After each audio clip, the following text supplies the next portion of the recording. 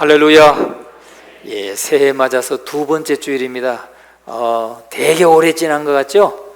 예, 아직 한 주간밖에 안 지났어요.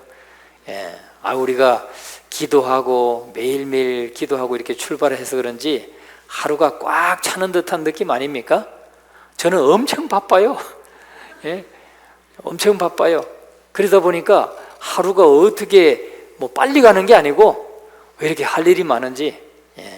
여러분, 그래서 그 매일 기도도 여러분 그냥 가볍게 여기지 마시고 그거 심혈을 기울여서 하나님 앞에 정말 기도하면서 기도문도 작성하고, 또 녹음할 때도 난 녹음이 그렇게 어려운 줄 몰랐어요. 제가 막 굉장히 많이 연습해요. 아에이오 발성 연습도 하고요. 그래가지고 발음을 좀 틀리지 않게 하려고 하다 보면 어떻게 또 딱 발음이 하나 실수하잖아요. 그러면 또 다시 해야 돼. 거기에 저를 온전히 갈아 넣는 거예요. 갈아 넣는 거예요. 그러니까 여러분들 가볍게 여기지 마시고 꼭 끝까지 한번 들어보시고 같이 같은 마음으로 기도하시고 아멘으로 받아가셔서 그렇게 해서 자꾸 그 말씀이 자꾸 기도의 내용이 나에게 더 쌓이고 하나님께도 같이 올려지고 그렇게 할 수 있도록 해주시기 바랍니다. 그러면 우리 안에 놀라운 열매가 맺혀질 줄로 믿습니다. 그래서 저는 2주 이제 두 번째 주일을 맞는데 한 주간이 얼마나 긴지 1년이 엄청 길 것 같아. 그래서 한 주간이 길다 보니까 1년이 길어지고, 그러면 뭐예요? 오래 사는 거죠. 우리가 오래 사는 거예요. 1년을 막 그냥 길게 사는 거예요. 그죠? 여러분 모두가 막 1년이 꽉 차는 한 해가 될 수 있기를 바랍니다. 오늘 이 말씀을 가지고 거룩의 사명, 이 제목으로 말씀을 나누겠습니다. 우리는 어떻게 해야 세상에서 살아남을 수 있을까? 어떻게 해야 시험관에서 서서히 죽어가는 개구리같이 되지 않을까? 우리가 어떻게 해야 하나님의 능력으로 정말 빛과 소금의 사명을 다하는 그런 삶을 살 수 있을까? 우리 이런 질문을 갖게 됩니다.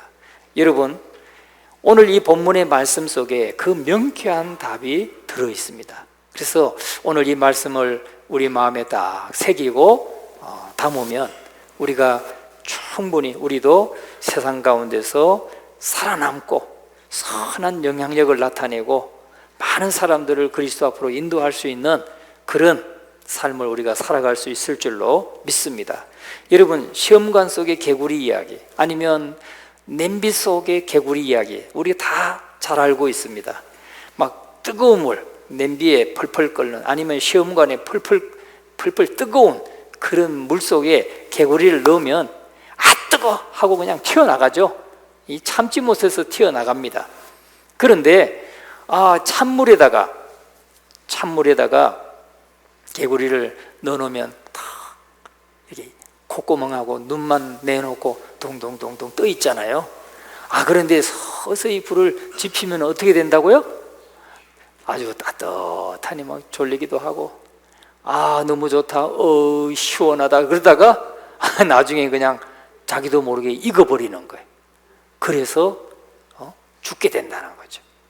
여러분, 이러한 시험관 속의 개구리 이야기와 똑같은 삶이 지금 오늘 이 본문 속에 들어가 나타나 숨겨져 있는 것입니다. 시험관 속의 개구리와 같은 사람들이 오늘 이 본문의 내용이라는 사실이죠. 여기서 우리는 사사기의 마지막 사사, 12번째 사사가 바로 삼손인데, 삼손의 이야기가 나옵니다. 삼손. 우리 1절, 13장 1절을 같이 한번 읽어보겠습니다. 이스라엘 자손이 다시 여호와의 목전에 악을 행하였으므로 여호와께서 그들을 40년 동안 블레셋 사람의 손에 넘겨주니라. 아멘. 이스라엘 자손이 다시 여호와의 목전에 악을 행하였으므로, 여러분, 이스라엘 백성들이 11명의 사사가 나올 동안에 계속 저 말이 계속 나와요. 이스라엘 자손이 다시 여호와의 목전에 악을 행하였으므로. 여호와께서 그들을 40년 동안 블레셋 사람의 손에 넘겨주니라. 여러분, 블레셋 사람들에게 40년 동안 압제를 받아요. 막 농사 지어놓으면 다 수탈해 가고, 예? 다 그런 압제를 받.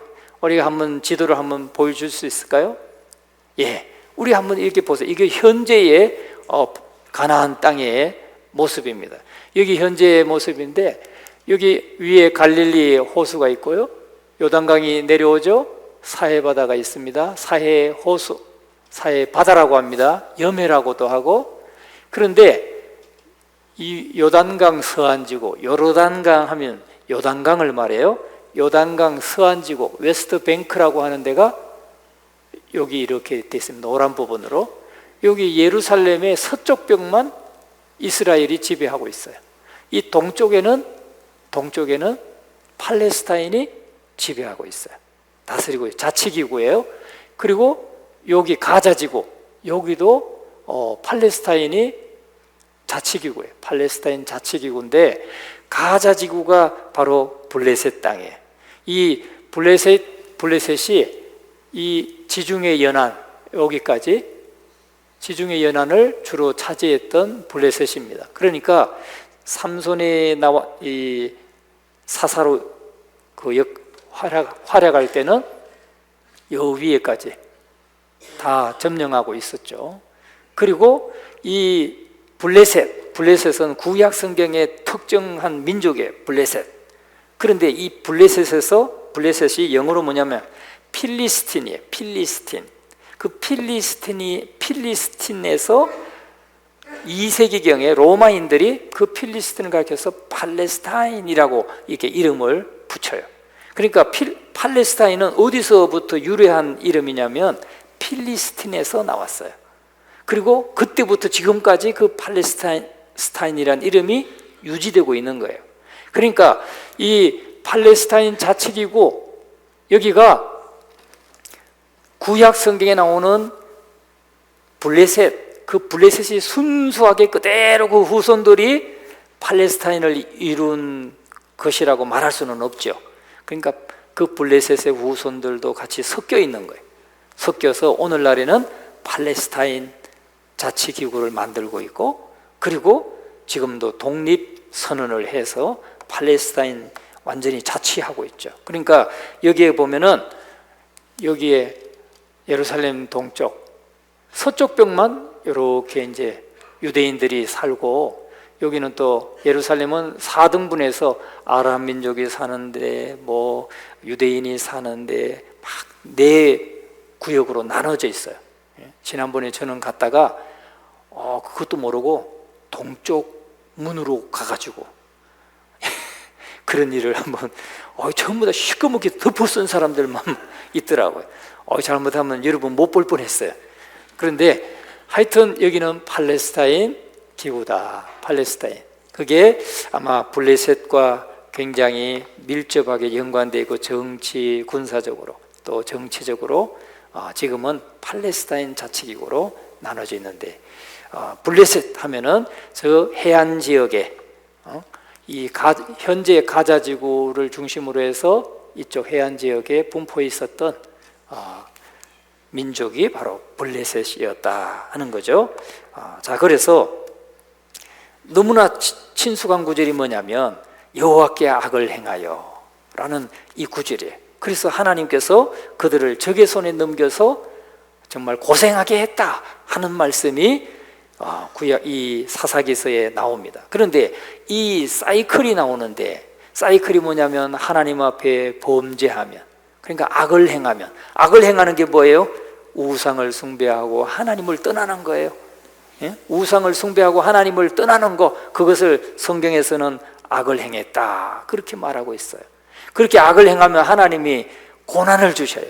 그렇게 적의 손에 넘겨줘 가지고 8년을 섬기기도 하고 20년을 섬기기도 하고, 지금 블레셋은 몇 년을 섬겼다는 거예요? 40년을 섬겼다는 거예요. 그러면 고난받으면 징계를 받는 것인데, 그러면 하나님 앞에 하나님 못 살겠어요, 살려주세요, 하나님 못 살겠어요 하고 간구하면 하나님께서 사사를 세워주시고, 사사가 나타나서 백성들을, 군대를 또 모집해가지고 또 막아내고, 그럼 또 독립을 하고, 그런 사이클이 범죄하고 하나님의 징계가 있고 간구를 하고, 그러면 구원해 주시는 이 사이클, 이걸 하나의 사이클인데, 이 하나의 사이클이 몇 번이나 반복한다고요? 7번이나 반복해요. 사사기에 보면 7번 반복해요. 그러면 7번 반복해서 또 구원받으면, 또 좀 나라가 평안해지고 살만하면 또 하나님 떠나고 또 우상을 숭배하고, 그러면서 또 악을 행하고, 그러면 하나님이 또 저걸 미디안을 들어 쓰시든지 암몬 자손을 들어 쓰시든지 블레셋을 들어 쓰시든지 또 이렇게 쳐가지고 나라 빼앗겨가지고 고난받고, 그렇게 이런 과정을 거치면 점점 나아지면 얼마나 좋겠어요.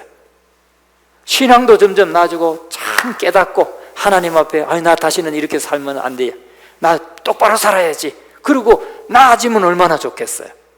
그런데 이스라엘 백성들은 반대로 점점 나빠지는 거예요. 점점 하향성 곡선을, 나선형을 그리면서 자꾸 떠나가기 시작한 거예요. 그래서 사사기가 끝나는 장에 가면은, 사사기가 끝나는 장에서는 다 전부 다 자기가 옳은 대로, 자기 소견에 옳은 대로 행하였더라, 하나님을 다 떠나고 자기 소견에 옳은 대로 행하였더라 하고 사사기의 결론이 맺어지는 것을 볼 수가 있어요. 여러분, 오늘 우리가 하나님을 지금 떠나지 않고 말씀을 묵상하고 또 매일 기도로 시작을 하고 이러면 우리는 자꾸 상향곡선을 이루는 거예요. 이렇게 올라가다가 좀 떨어지기도 하고, 또 올라가다가 또 좀 떨어지기도 하지만 계속해서 올라가는 상향곡선을 이루는 나선형이 되는 거예요. 그런데 이스라엘 백성들은 그러지 못하고 거듭할수록 자꾸 꼬라박는 거죠. 꼬라박으면서 자꾸 떨어지는 거예요. 그래서 나중에는 완전히 하나님을 떠난 그런 사람들이 되었다 하는 거예요. 그런데 오늘 우리가 첫 번째로 생각할 것은 시험관 속의 개구리인가 빛과 소금인가. 여러분, 우리는, 저와 여러분은 누구예요? 주님께서 말씀하셨어요. 너희는 세상의 빛이라. 산 위의 동네가 숨기우지 못할 것이요, 너희는 세상의 소금이라. 소금이라. 여러분, 소금은 맛을 잃으면 어떻게 돼? 버려지는 거죠. 그러니까 우리는 세상의 빛과 소금으로 부름받은 사람이에요. 할렐루야. 이미 빛이에요. 이미 빛. 이미 소금이에요. 우리가 지금 좀 신앙생활 잘 하면서 빛이 되어 가는 게 아니에요. 또 소금이 되어 가는 게 아니에요. 이미 세상의 빛이에요. 믿습니까? 주님은 우리에게 너희는 세상의 빛이라 말씀해요. 너희는 세상의 소금이라 말씀했어요. 그러니까 빛의 사명을 감당해야 되고 소금의 사명을 감당해야 된다는 거죠. 빛의 사명이 뭡니까? 어둠 속을 뚫고 들어가야 돼. 어둠 속을 뚫고 딱 들어가야 거기가 밝아지는 거예요. 그렇지 않습니까? 그리고 소금은 배추 속에, 파 속에, 무 속에 들어가야, 스며들어가야, 녹아져서 스며들어가야 짠맛을 내는 거죠. 여러분, 그래서 우리는 빛과 소금인데, 이 시험관 속의 개구리처럼 그냥 지금 데펴져서 자기 몸이 익어가는지도 모르고 그렇게 죽어가는 개구리인가? 아니면 정말 세상 속에 파고 들어가서 사람들을 변화시키는 그런 빛과 소금인가? 우리는 깊이 한번 생각해 봐야 된다는 거예요. 오늘 본문의 말씀에 보면은 이 특징이 있어요. 지금 이 구약, 이 사사기에 나타난 사이클이 뭐라고 그랬어요? 처음에 하나님 앞에 범죄하면 하나님이 뭘 보내주셔요? 징계하셔요. 고난을 보내주셔요. 그래서 또 그 다음에 뭐가 와요? 뭐 해요? 못 살겠어요 하고 간구를 하면 그 다음에 어떻게 해주세요? 사사를 세워서 하나님이 구원해 주신다고 그랬잖아요. 이 네 가지가 사이클인데, 여기 지금 삼손이 태어나는 이때를 보면은 이 간구가 없어요. 간구가. 또 고난도 없어요. 고난도 있고 간구해야 되는데 그런 게 없어요. 그런 게 없어요. 그냥 40년 동안 그냥 블레셋의 지배를 받고 사는 거예요.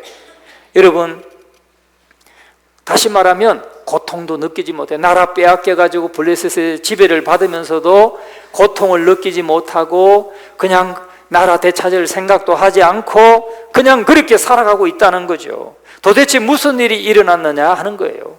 다시 말하면 그 시험관 속의 개구리처럼 그냥 서서히 익어가면서 자기가 죽어가는지도 모르고 죽어가고 있는 그런 형국의 이 사람들이 되었다는 거죠.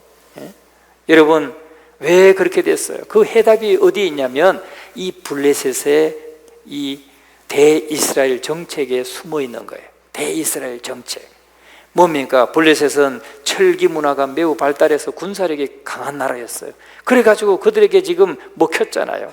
그런데 삼손이 태어날 즈음에 이스라엘을 힘으로 지배한 것이 아니라 블레셋이 말이죠, 화친 정책을 폈어요. 화친 정책, 서로 교류도 하고 서로 통혼하고 결혼도 서로 자녀들 결혼시키고 이러니까 손주들도 태어나고 그러니까 이제 다문화 가정이 됐고 막 그렇게 하면서 서로 친하게 지냈어요. 그러면서 자기 신앙을 다 지켰으면 괜찮은데 그게 아니고 이제 블레셋 사람들이 섬기는 그런 바알도 섬기고 아세라도 섬기고 그들의 신 블레셋의 신을 따라서 섬겼단 말이에요. 가정의 평화를 위해서. 여러분, 그러면서 아무 불편함이 없이 그냥 거기에 적응해서 살고 있었다는 것이죠. 오히려 평안함을 누렸어요. 그들은 그렇게 블레셋의 지배를 받으면서 40년 동안이나 평안하게 지냈어요. 그러니까 고난도 없었고 간구도 없었어요. 그런데 영적으로 보면 완전히 하나님 떠났고 죽은 거예요. 하나님 떠나서 죽은 거예요. 실은 시험관 속 개구리처럼 자신도 모르게 그저 서서히 죽어가고 있었던 것입니다. 이스라엘의 마지막 위기는 그렇게 찾아온 거예요. 여러분, 아무런 아픔과 눈물과 고통과 부르짖음이 없이 서서히 죽어가는 모습이에요. 죽어가는지도 모르고 지금 그냥 몸은 편하니까 나라가 무너져 가는지도 몰라요. 나라가 무너져 가는지도 모르고 나는 그냥 편안하고 난 고통 없고 그러니까 다 괜찮은 것이겠지. 오늘 우리 대한민국하고 비슷해요. 여러분, 왜 하나님은 이 말씀을 여기에 기록하셔서 우리에게 읽도록 하셨는가? 여러분, 우리 그리스도인들에게 다가오는 가장 큰 위기는 뭐냐?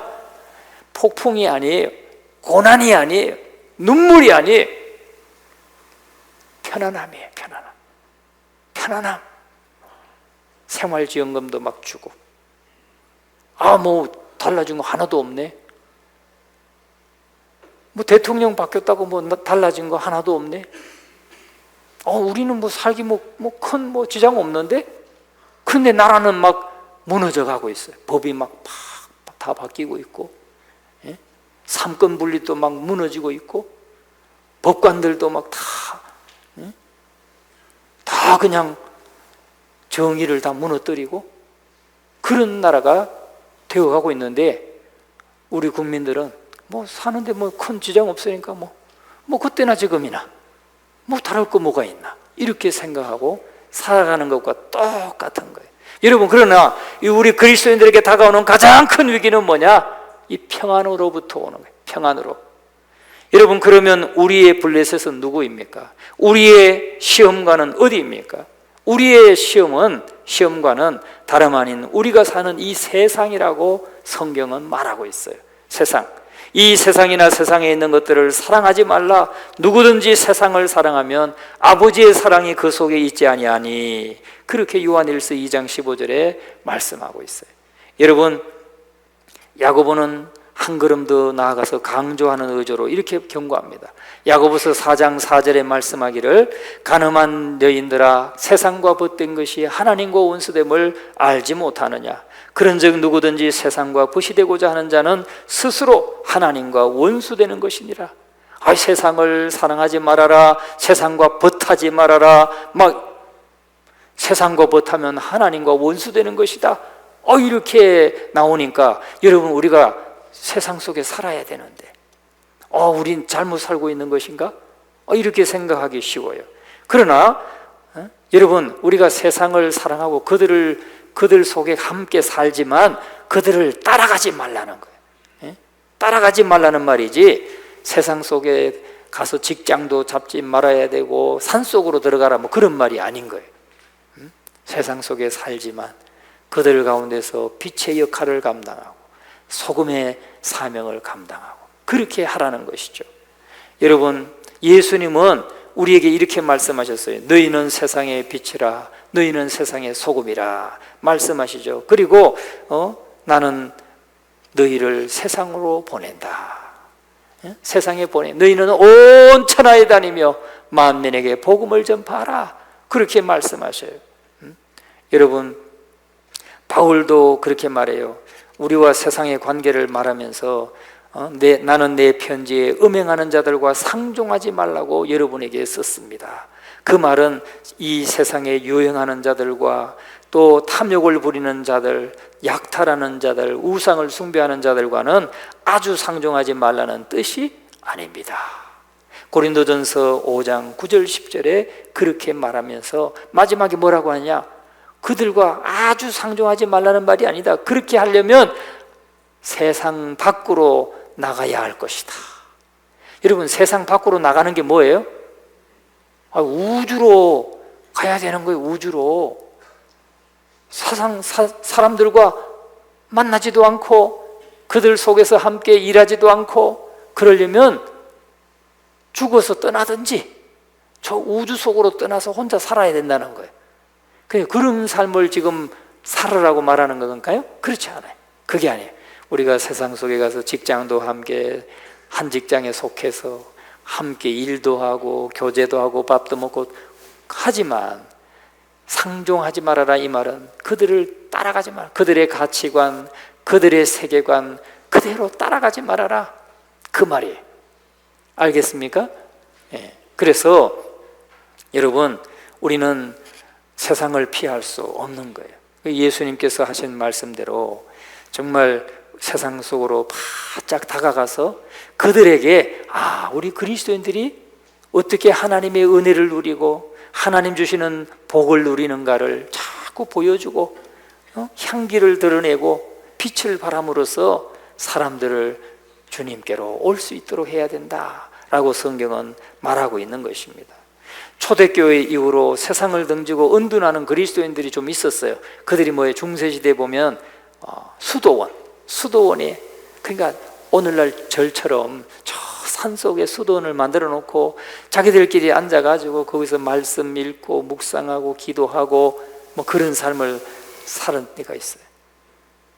물론 지금은 뭐 그런 데가 잘 없죠. 단지 잠깐 기도할 목적을 가지고 잠깐 갔다 오는 뭐 그 정도지, 그냥 거기 속에 들어가서 머리 깎고 그냥 수도사가 되는 거는, 그건 하나님이 그렇게 하라고 명령해 주신 적이 없어요. 여러분, 우리는 세상에 나가서 우리와 가치관이 다른 사람들, 우리의 가치관을 송두리째 오염시킬 수 있는 사람들을 자꾸 만나고 그들 속에서 몸을 부대끼고, 그러면서 우리가 가진 하나님의 말씀, 하나님의 말씀의 가치관, 이 세계관을 자꾸 선하게 영향력을 나타내는 삶이 돼야 될 줄로 믿습니다. 여러분, 그러려면 우리가 어떻게 해야 되겠습니까? 오늘 본문의 말씀에 보니까 가장 위대한 약속을 주고 있어요. 가장 위대한 약속. 하나님께서 삼손의 이야기가 아니라 그의 부모에 대한 이야기. 2절 말씀을 같이 한번 읽어봅니다. 소라 땅의 단지파의 가족 중에 마누아라 이름하는 자가 있더라. 그의 아내가 임신하지 못함으로 출산하지 못하더니.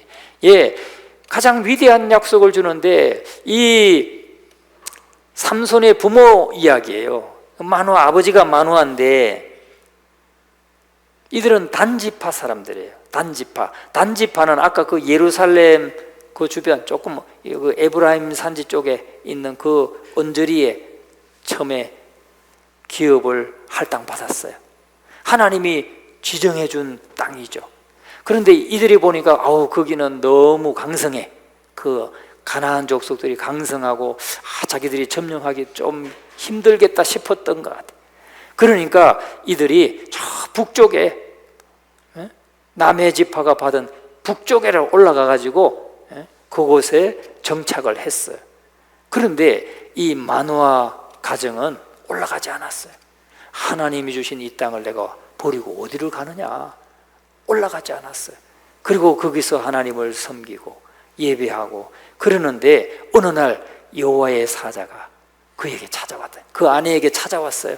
내가 임신하여서 아들을 낳게 될 것이다. 꼭 마리아처럼, 예수님을 낳았던 마리아처럼 여호와의 사자가 그에게 와가지고 그런 예언을 하는 것이죠. 그리고 그 태에서 날 아들은 통해서 이 블레셋에서 구원할 것이다.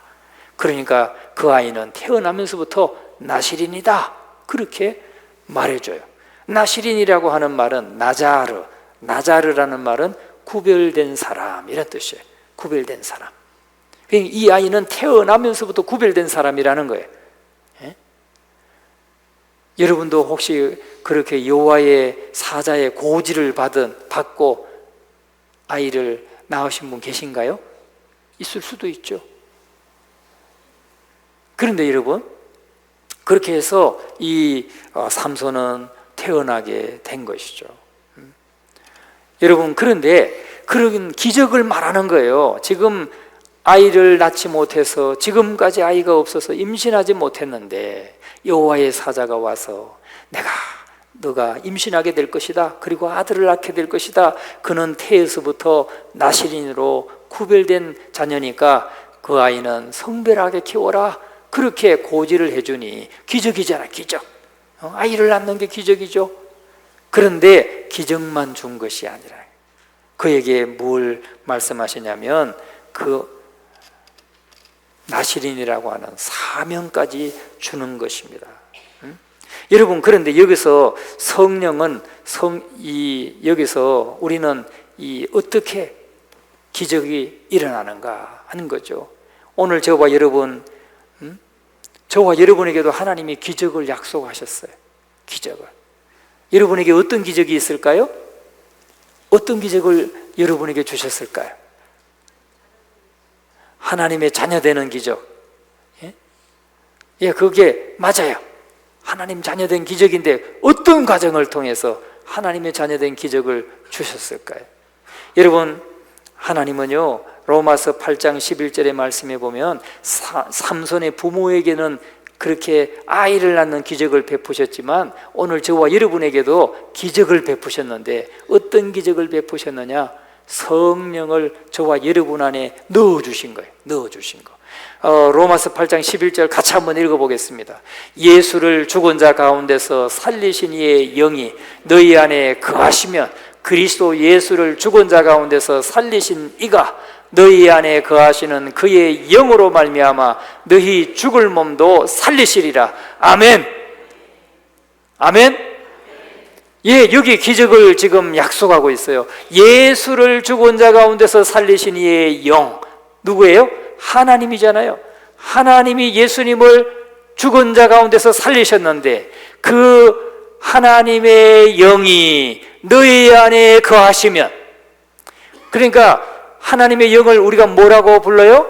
성령이라고 부르죠. 성령. 그 성령이 너희 안에 거하시면, 너희 안에 거한다는 말이 무슨 말인가요? 산다는 거예요. 거주한다. 거주한다 할 때 거자가 산다는 말이에요. 너희 안에 거하시면 그리스도 예수를 죽은 자 가운데서 살리신 이 누구예요? 하나님. 하나님이 너희 안에 거하시는 그의 영 누구예요? 성령. 예수님을 죽은 자 가운데서 살리신 그 하나님의 영이 너희 가운데 계시는데 그의 영으로 말미암아 너희 죽을 몸도 살리시리라. 할렐루야. 여러분, 이 사실을 믿으시기를 주의 이름으로 축원합니다. 믿으면 역사하는 거예요. 성령이. 죽을 몸, 우리 다 죽을 몸이잖아요. 우리 다 죽을 몸이에요. 또 병들어서 죽을 몸이기도 해요. 또 나이 들어서 죽을 몸이기도 해요. 그러나 성령이 너희 안에 거하시면 너희 죽을 몸도 살리시리라. 이것은 현재적인 역사도 되고 나중에 우리가 죽었다 할지라도 다시 사는 부활의 약속을 주고 있는 거예요. 예수님께서 말씀하잖아요.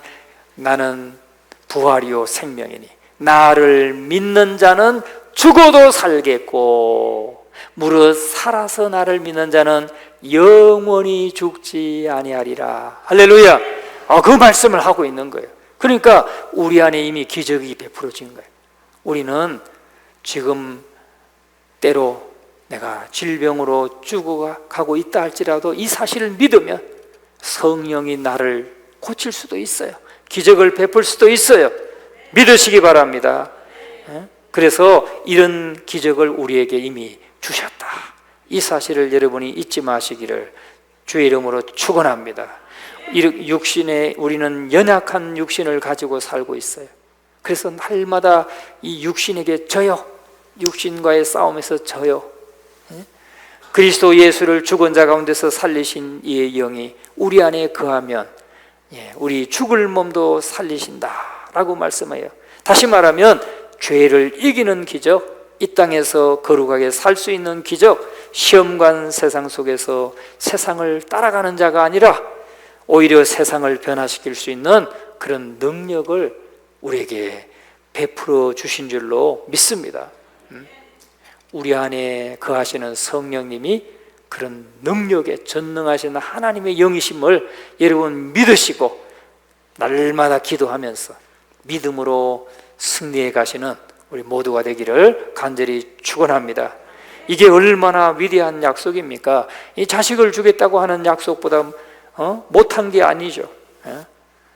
왜냐하면 우리 안에 성령이 거하시기 때문에 세상을 이길 능력을 이미 받은 것입니다. 우리가 성령께 순종하기만 하면 성령이 우리로 하여금 세상을 이길 수 있도록, 죄를 이길 수 있도록 힘주신다는 거예요. 이런 기적이 우리 안에 일어났음을 여러분 확신하시기를 주님의 이름으로 축원합니다. 그런데 마지막 세 번째는 그 능력이 언제 나타나느냐? 그 능력은 우리 안에 거하시는 하나님의 영 성령의 능력이 언제 나타나느냐? 우리가 구별될 때 나타난다는 거예요. 우리가 구별될 때. 여러분 여기서 나시린의 사명을 주셨어요. 이 아이는 태어나면서부터 나시린이 됨이라. 죽는 날까지. 이 아이는 태에서부터 그가 죽는 날까지 하나님께 바쳐진 나시린이 됨이라. 여러분 나자르가 나실린이란 말은 나자르. 여러분 하나님 앞에 헌신한 사람들 나자르예요. 나자르. 여러분이 목회자만이 아니라 여러분은 집사로서 권사로서 장로로서 하나님 앞에 여러분 자신을 헌신했죠. 헌신한 사람들은 다 나자르예요. 나자르. 구별된 사람이에요. 세상으로부터 구별된 사람이에요. 그러니까 여러분 자신을 성결하게 하시기를 주의 이름으로 축원합니다. 하나님의 말씀을 날마다 묵상하고 날마다 믿음으로 살려고 기도하고 애쓰고, 그게 이 나자르의 본분이 나자르예요. 그렇게 할 때 뭐가 나타난다는 거예요? 능력이 나타난다는 거예요. 여러분 우리 교회 저는 기대하고 있어요. 왜? 늘 말씀 대탐을 성경 대탐을 통해서 말씀 묵상하죠. 매일 아침마다 기도하죠. 여러분 이렇게 우리가 자신을 성별하고 구별되게 하면 하나님이 역사하신다고요. 믿습니까? 여러분 세상과 구별되는 것, 이것이 하나님이 그들에게 주신 명령이었고, 이 축복에는 언제나 의무가 따르기 마련이에요. 하나님의 은혜는 우리를 방종이 아니라 헌신으로 이끄는 거예요. 그래서 레위기 11장 45절의 말씀이에요. 나는 너희의 하나님이 되려고 너희를 애굽 땅에서 인도하여 낸 여호와라. 내가 거룩하니 너희도 거룩할지니라. 그렇게 말씀하고 있어요. 여러분 우리가 정말 능력을 나타내고 세상 가운데서 정말 그리스도인의 선한 영향력을 나타내고 사람들을 그리스도 앞으로 인도하고 구원받게 할 수 있는 그 능력이 어디서 오느냐? 우리가 구별될 때, 세상과 구별될 때, 세상과 분리될 때 이루어진다는 거예요. 여러분, 거룩이란 말은 거룩, 홀리니스, 거룩. 히브리어로는 카도시라는 말인데 이건 분리란 뜻이에요. 분리. 세퍼레이시라고도 말해. 분리. 영어로는 세퍼레이.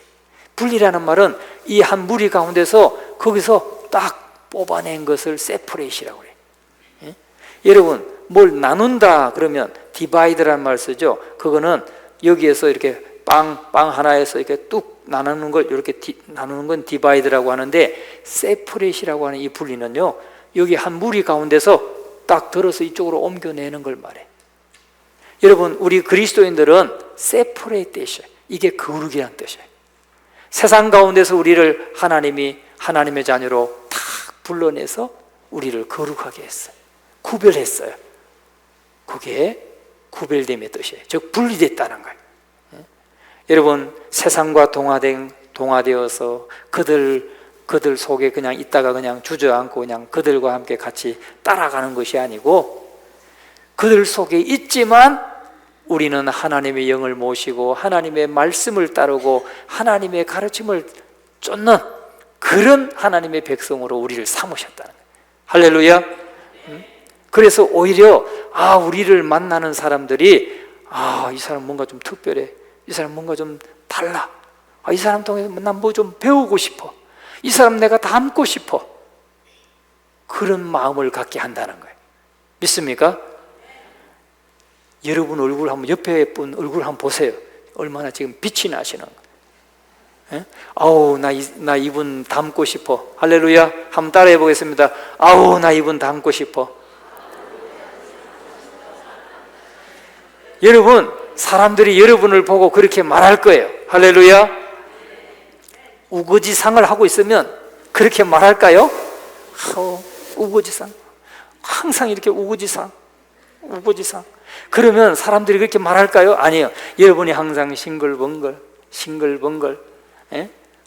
그냥 하루를 그냥 기도하고 환한 얼굴로 살아가면 사람들이 말해요. 저 사람 뭐 저렇게 기분 좋은 일이 있나? 저 사람 도대체 무슨 일이 있길래 저렇게 환하지? 이렇게 보게 되는 거죠. 그렇죠? 아멘. 예. 우리가 여러분 오늘 본문의 말씀에 보니까 24절 25절 같이 한번 읽어봅니다.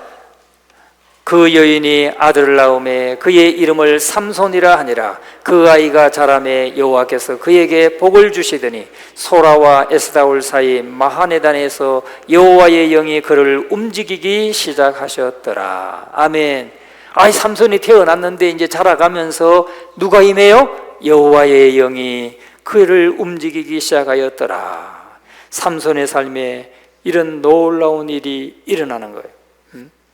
하나님의 영이 삼손에게 임하면 그가 막 괴력을 발휘하고, 그래서 블레셋 사람들을 정복하게 된 거예요.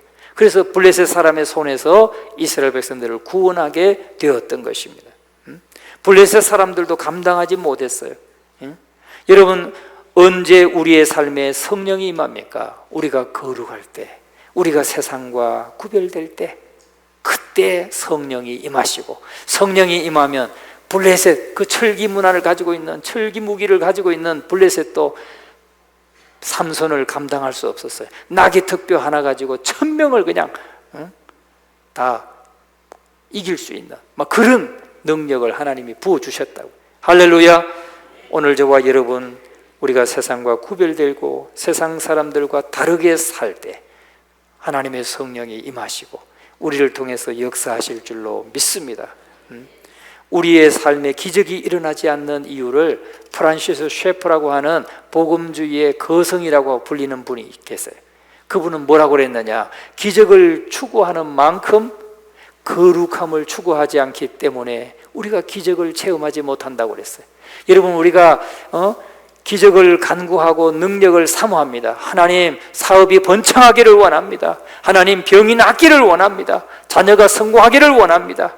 죄에게 지지 않고 이기기를 원합니다. 이런 기적을 우리가 사모하고 간구하는 만큼 뭘 간구해야 된다는 거예요? 거룩함을 간구해야 된대. 그러면 그런 일들은 자연히 따라오게 돼 있다는 거예요. 할렐루야.